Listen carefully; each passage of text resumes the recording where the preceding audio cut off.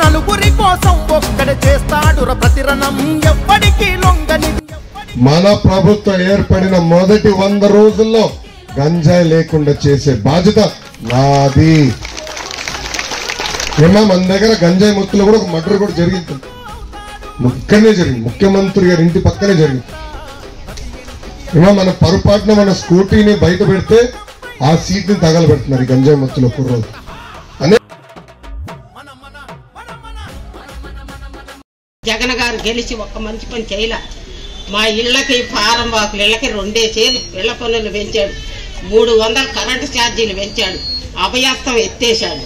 ఆ పింఛన్ డబ్బులతో మేము ఏం తిని బతకాలి ముసలాళ్ళం ఎలా